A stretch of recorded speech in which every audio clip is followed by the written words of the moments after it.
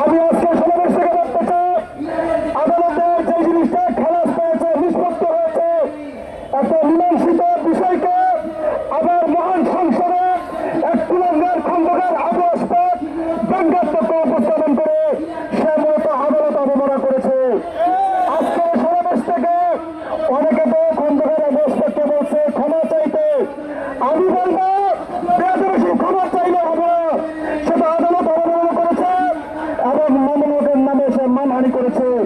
সুতরাং তাকে গ্রেফতার করে দৃষ্টান্তমূলক শাস্তির ব্যবস্থা করতে হবে। সরকার তা যদি করতে ব্যর্থ হয়, আজকে মাত্র আমরা সূচনা করলাম, যদি সরকার ব্যর্থ হয় আগামী দিনে সারা দেশে ছাত্র যুব এবং প্রবীণ সর্বস্তরের জনতা রাজপথে নেমে তাদের রহমানের ইচ্ছা হেফাজত করার জন্য সর্বাত্মক ভূমিকা পালন করবে ইনশাআল্লাহ।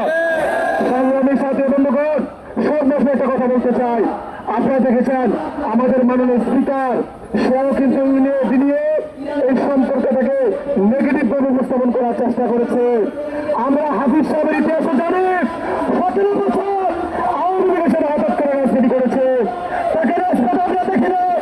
24শে জুলাই বিপ্লবে আমরা আন্দোলন করেছি, আমাদের রক্তের বিরুদ্ধে আসিয়ার ঘটনা হয়েছে। সুতরাং বিপ্লব পরবর্তী বাংলাদেশে স্পিকারের চেয়ারে বসে উদ্ভব বেরিয়ে বক্তব্য দিবে, দেশের জন্য তোমাকে মেনে নেবে না কখনো। সুতরাং আমরা আজকে সমাবেশ থেকে মাননীয় স্পিকারকে বলবো, আপনি জাতির সামনে শত ক্ষমতা প্রার্থনা করুন। সংগ্রামী সাথী বন্ধুগণ, হৃদয়ের স্পন্দন আল্লামা মামুনুল হককে নিয়ে জাতীয় সংসদ ভবনে বঙ্গোপপূর্ণ বক্তব্য প্রদান করেছে। আমরা এর তীব্র নিন্দা ও প্রতিবাদ জানাচ্ছি এবং পাশাপাশি বলবো বিলম্বে এই কুলাঙ্গার এমপি এবং মাননীয় স্পিকার আপনারা নিঃশর্তভাবে জাতির সামনে ক্ষমা প্রার্থনা করবেন। এবং আরেকটি কথা স্পষ্টভাবে বলতে চাই, সংগ্রামী সাথী বন্ধুগণ, যখন এদেশে দ্রব্যমূল্যের ঊর্ধ্বগতি এবং মানুষ চাঁদাবাজ এবং দুর্নীতিবাদীতে অতিষ্ঠ হয়ে পড়েছে, তখন সংসদে আলোচনার বিষয় ছিল জাতীয় সমস্যা কিভাবে সমাধান করে যায়।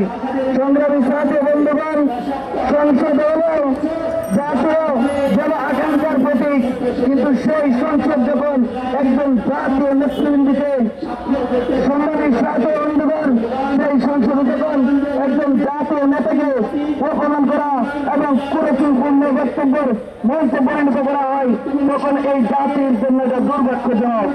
আমরা রাষ্ট্রের এই প্রোগ্রাম থেকে স্পষ্ট ভাষায় ঘোষণা করতে চাই, প্রতি বিলম্বে আপনারা এর জন্য সঠিক তদন্ত করে সুস্থ ব্যবস্থা গ্রহণ করতে ব্যর্থ হন, তাহলে এদেশের ছাত্র জনতা, যুব সমাজ এবং লক্ষ কোটি তৌহিদি জনতা রাজপথে নেমে সেই পরিণত করবে যে পরিণতি বিগত 25 সরকারে হয়েছিল। সংগ্রামী সাথী বন্ধুগণ, পরিশেষে আমি বলবো, আগামী দিনের যে কোনো আন্দোলন সংগ্রামে আপনাদের সর্বাত্মিক উপস্থিতি কামনা করে আজকের সংক্ষিপ্ত বক্তব্য এখানে শেষ করছি।